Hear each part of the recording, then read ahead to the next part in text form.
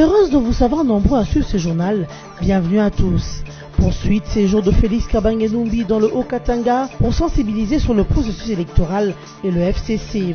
Le ministre Kabange et ressortissant de cette province a échangé avec, entre autres, les députés provinciaux sur le contexte de la création du FCC jusqu'à la désignation de son candidat. Et puis très bientôt, la Société de transport du Congo réceptionnera un lot de plus de 1000 bus pour Kinshasa. Transco veut ainsi atteindre le nombre de 2000 bus pour pouvoir desservir la population si croissante de la capitale congolaise d'ici le mois de décembre prochain. Et enfin, à l'entrée du quartier Matongé de Bruxelles, un square portant le nom de Patrice Emery Lumumba a été inauguré, mais les débats autour de la localisation de ce site est loin de se terminer. Si le square est bel et bien existant, la place Lumumba reste virtuelle. Car jusque-là, la petite place derrière l'église Saint-Boniface de Bruxelles, choisie par les collectifs des Congolais et d'Afro-descendants, n'a pas encore été acceptée par la Belgique. Félix Kabange Numbi poursuit son séjour dans la province du Haut-Katanga. Dans le cadre de sa sensibilisation sur le processus électoral et le Front commun pour le Congo, le ministre de l'Aménagement du territoire a échangé avec les députés provinciaux, les membres de la société civile et les notables du Haut-Katanga. Il était question que nous puissions expliquer le contexte dans lequel le FCC est né, qu'est-ce qui s'est passé jusqu'à la désignation du candidat Ramazani Shadari qui a été choisi par le président de la République et par le FCC comme candidat au présidentiel de 2018. Et nous avons également échangé sur comment nous devons nous mobiliser pour que ce choix du président Kabila puisse être le choix qui porte le plus grand nombre de succès. Le ministre Kabange a précisé cependant que certaines déclarations allant à l'encontre de la décision du chef de l'État sur le choix de Shadari n'engagent que ces individus et non l'espace katangais.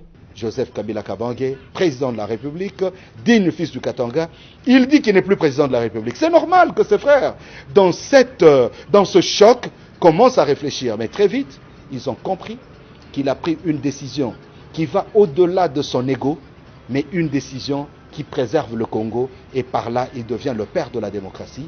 Aujourd'hui nous sommes mobilisés et je peux vous le dire, moi j'ai la joie de le dire et je le dirai à qui veut l'entendre et je vous demande de me donner des contre-arguments. L'espace katangais est derrière son président Joseph Kabila Kabange et l'espace katangais va soutenir le choix de Joseph Kabila Kabange qui s'appelle Emmanuel Ramazani Shadari. Félix Kabange Numbi a aussi salué en passant le patriotisme, l'abnégation et le sens de sacrifice qu'a le candidat du Front commun pour le Congo, Emmanuel Ramazani Shadari. C'est qu'on peut convenir d'appeler désormais la transition électorale congolaise au regard des expériences électorales de 2006 et 2011 est en train de se réaliser pour les scrutins du 23 décembre. En effet, en 2006 comme en 2011, le processus électoral a été caractérisé par des exigences et des actions menées par l'opposition pour participer aux élections, tandis que le camp du pouvoir s'est dit habituellement prêt pour les élections sans émettre des conditions. L'activisme actuel déployé par l'opposition et les structures amies de la société civile obscurcit le ciel électoral et rend incertain l'accès au bout du tunnel. C'est malgré le respect du calendrier électoral du 5 novembre 2017 et les assurances que ne cesse de donner la centrale électorale pour la tenue des élections. Il n'est un secret pour personne que depuis longtemps, certains ténors de l'opposition, dont Martin Fayoulou, ne jurent que par des élections organisées après le départ de Joseph Kabila du pouvoir, soit par une transition sans Kabila. Doit-on donc mettre sur les comptes des efforts vers la réalisation de ces projets toute tergiversation, émission des conditions et difficultés que l'opposition initie, après la fin de doute sur la nouvelle candidature de Joseph Kabila, par la désignation de Ramazani Shadari comme unique présidentiable du Front commun pour le Congo, les observateurs ont été intrigués par toute la panoplie de conditions brandies par l'opposition et les structures amies de la société civile. Tout donc est fait pour discréditer les processus électoraux en cours. Tout le prétexte, dont la machine à voter, les enrôlés sans empreinte digitale, le remplacement du rapporteur de la CENI, le retour de Moïse Katumbi, l'application des mesures de décrispation prévues dans l'accord du 31 décembre, sont bons pour exiger la non-tenue des élections en décembre. Et malgré les explications continuelles, fournis par la CENI et les experts, l'opposition congolaise campe sur ses positions. Une attitude qui fait croire que l'opposition a un autre agenda qui exclut la tenue des élections cette année. S'il n'y a pas d'élection en décembre, quelle sera la situation du pays? Joseph Kabila sera-t-il encore à la tête du pays tant que son remplaçant n'est pas trouvé en vertu de l'alinéa 2 de l'article 70 de la Constitution? L'appel est donc lancé à l'opposition pour bien s'organiser afin de rendre effective l'alternance civilisée et pacifique, sans oublier qu'il n'y a plus de temps à perdre car la machine électorale est déjà en train de délibérer les candidats à la députation nationale et à la présidentielle.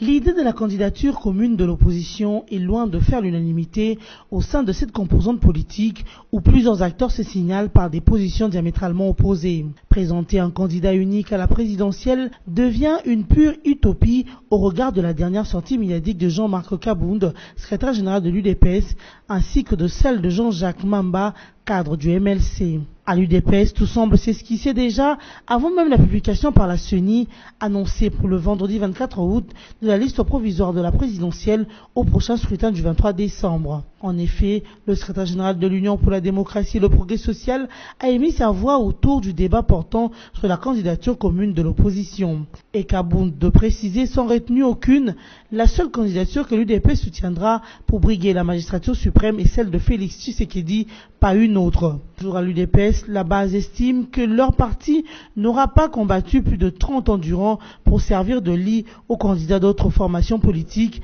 affirmation faite par Abraham Lwakabwanga, un autre cadre de l'UDPS. Il a ajouté que pour les combattants de son parti, seul Félix Tshisekedi a des mains saines et n'a jamais trempé dans une rébellion quelconque. Et de poursuivre que leur parti est le seul à avoir la majorité sociologique et idéologique. Par ailleurs, du côté du mouvement de libération du Congo, l'on ne sous-estime pas le travail abattu par l'UDPS dans son combat, mais l'on soutient que tous les candidats qui se sont présentés à la présidentielle ont des profils idéaux pour porter le ticket de l'opposition, a fait savoir Jean-Jacques Mamba, cadre du MLC. Pour lui, en France, le Parti socialiste, ce malgré sa majorité et sa longue expérience, a perdu les dernières élections. Voilà qui prouve une fois encore que, comme en 2011, l'opposition ira en ordre dispersé au prochain scrutin. Notons enfin que, dans le cadre toujours des élections, l'UDPS Tshisekedi annonce déjà la formation des témoins qu'elle compte envoyer dans les différents bureaux de vote le jour du scrutin. Les militants du mouvement citoyen Lutte pour les changements ont annoncé des marches de protestation contre la machine à voter à dater du 3 septembre imminent. C'est lors d'une conférence tenue les mardis 21 août dans plusieurs villes de la RDC que la Lucha a annoncé des marches prévues sur toute l'étendue du pays qui partiront du quartier jusqu'au bureau de la centrale électorale. Pour les mouvements citoyens Lucha, la désignation du dauphin du président Kabila est un combat que le peuple vient de remporter et qui doit se poursuivre jusqu'aux élections crédibles, transparentes et inclusives. Il s'y est dénoté que le mouvement citoyen Lucha est une association basée à Goma dans l'est du pays et qui a pour objectif de lutter pour les libertés individuelles et les droits de l'homme. L'arrivée d'un lot de bus de la Société de transport du Congo Transco à Kinshasa d'ici le mois de décembre prochain. C'est le ministre de Transport et Voies de Communication, José Makila Soumanda, qui l'a annoncé depuis le lundi 20 août 2018. La compagnie d'autobus à Kinshasa devra atteindre le nombre de 2000 bus. Mais jusque-là, elle n'en dispose que 500 en service depuis 5 ans. Le reste de bus, on pourra les avoir d'ici la fin de l'année, a annoncé le ministre de Transport. José Makila a signalé toutefois que c'est l'organisation des élections qui prime sur tout. Pour ainsi dire que c'est ce processus qui retarderait l'achat de ce bus. En entendant l'acquisition de ce nouveau bus, Transco, pour rappel, a pris son élan depuis le 30 juin 2013 avec seulement 20 bus. Au fil du temps, elle a totalisé 500 bus dont plusieurs sont maintenant immobilisés suite aux pannes à répétition, affirme le personnel du Transco. Par ailleurs, José Makila précise que par rapport aux statistiques sur le 500 bus, il reste encore 495 en circulation. Mais ce bus ne sont pas remarquables dans les artères de la ville, vu la croissance de la population, estime-t-il. Les débats autour du square Lumumba de Bruxelles est loin d'être clos. En effet, 57 ans après le dramatique assassinat de Patrice Emery Lumumba, l'ancien Premier ministre congolais, un square portant son nom a été inauguré le 30 juin 2018 à l'entrée du quartier Matongé de Bruxelles. Ce geste symbolique est aperçu comme une première en Belgique puisque le pays a du mal à surpasser son passé colonial. Il a fallu un long moment de bataille, de lutte et de revendications des organisations congolaises et européennes pour avoir une telle place en reconnaissance du père de l'indépendance congolaise. Cependant, les débats persistent encore autour de la localisation idéale de ces sites. Un square et une place sont situés à quelques rues de l'autre à Bruxelles. Le premier site existe vraiment depuis le 30 juin 2018. Par contre, les seconds restent encore virtuels depuis 2015 sur Google. Au sujet du second, la société américaine avait accédé aux demandes des collectifs de Congolais et d'Afro-descendants qui avaient situé la petite place derrière l'église Saint-Boniface à Bruxelles comme l'endroit idéal. Ainsi, le site internet Google prend en charge l'appellation du second site malgré quelques désagréments sur son orthographe. C'est ainsi que lorsqu'on cherche le premier lieu sur Internet, le second apparaît toujours. Entre-temps, dans l'attente d'un hypothétique procès autour du meurtre du héros Patrice Emery Lumumba, une question se pose en Belgique. Peut-il y avoir mémoire sans justice? Si demande-t-on.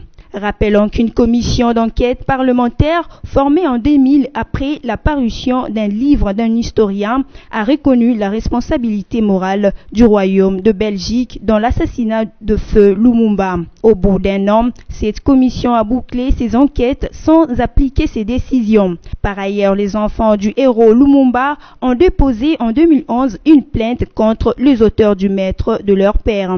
En 2012, cette plainte a été jugée recevable, mais nul ne sait si elle fera l'objet d'un procès digne. L'ancien chef de milice Nidja, Frédéric Bitassamou, alias Pasteur Toumi, se montrait ce mardi 21 août 2018 pour la première fois en public au village Miité, dans le Poul, au Congo-Brazzaville, depuis la signature des accords de décembre 2017 qui ont permis de mettre fin à la guerre de Poul. De son apparition, il a rencontré la commission qui contrôle le ramassage d'armes à laquelle il adhère. Le Pasteur Toumi a exprimé quelques doléances et a demandé au gouvernement brazzavillois d'apporter des solutions. Parmi ces doléances du chef des ex-combattants, il souhaite que l'action de ramassage d'armes soit organisée bientôt à Mahama, exhortant le gouvernement d'en créer les conditions. Il précise que ces armes ne servent à rien, nous devons les remettre. Il demande également au gouvernement de lui procurer les moyens nécessaires pour l'opération de désarmement de ses ex-combattants. Il veut un nouveau statut, la construction d'une maison et plaide pour la réhabilitation des écoles. Cependant, le président de la commission des paix, Séraphin Ondélé, demande au pasteur Toumi d'inviter les jeunes à déposer les armes pour la paix réelle. Il n'y a pas de paix sans ramassage d'armes, a-t-il dit. Place présent au rappel de principaux titres de ce journal. Poursuite, séjour de Félix Kabange-Numbi dans le Haut-Katanga pour sensibiliser sur le processus électoral et le FCC. Le ministre Kabange et ressortissant de cette province a échangé avec, entre autres, les députés provinciaux sur le contexte de la création du FCC jusqu'à la désignation de son candidat. Et puis très bientôt, la Société de transport du Congo réceptionnera un lot de plus de 1000 bus pour Kinshasa. Transco veut ainsi atteindre le nombre de 2000 bus pour pouvoir desservir la population si croissante de la capitale congolaise d'ici le mois de décembre prochain. Et enfin, à l'entrée du quartier Matongé de Bruxelles, un square portant le nom de Patrice Emery Lumumba a été inauguré, mais les débats autour de la localisation de ce site est loin de se terminer. Si le square est bel et bien existant, la place Lumumba reste virtuelle. Car jusque-là, la petite place derrière l'église Saint-Boniface de Bruxelles, choisie par les collectifs des Congolais et d'Afro-descendants, n'a pas encore été acceptée par la Belgique. Fin de cette édition d'actualité, merci de nous avoir suivis.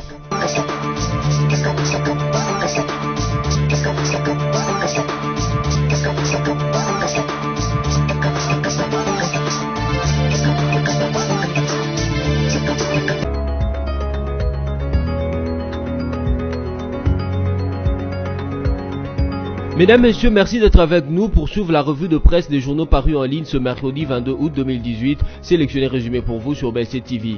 Ouvrons cette revue de presse avec les sites d'information Congo Virtuel qui écrit « Lubaya présente le prémisse pour une transition » dans le but de créer les conditions d'une implication de son mentor Moïse Katumbi au processus électoral. Lubaya suggère un agenda pour des négociations qui doivent aboutir à une transition qui renverserait sine die les élections. Tout cela pour rendre le processus électoral inclusif en faveur de Katumbi qui pourtant doit bien répondre de plusieurs préoccupations devant la justice congolaise qui l'a snobé sous prétexte de soins médicaux à l'étranger. Claudel Lubaya, président du parti politique Union démocratique africaine officielle UDAO et de la plateforme Alliance de mouvements du Congo AMK, tous membres du mouvement Ensemble qui soutient la candidature de Moïse Katumbi, a publié ce mardi 21 août 2018 une tribune dans laquelle il lance un appel au rassemblement de l'opposition pour renforcer les chances de gagner aux élections, du moins officiellement.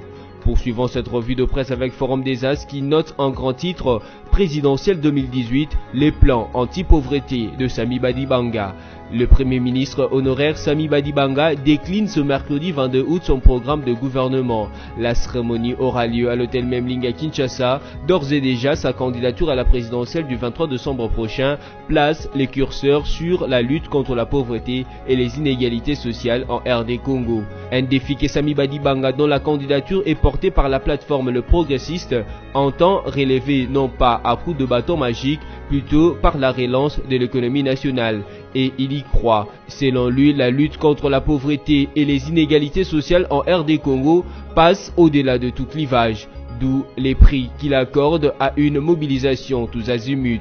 Bouclons cette revue de presse avec les sites Okapi.net qui titrent « Double nationalité, la CENI ne doit pas se faire instrumentaliser par un ministère », dénonce Jacques Njoli. S'exprimant mardi 21 août sur la question de la double nationalité, le sénateur Jacques Njoli estime que la Commission électorale nationale indépendante CENI ne doit pas se faire instrumentaliser par un ministère. Ça se corrompre le processus électoral, pense-t-il.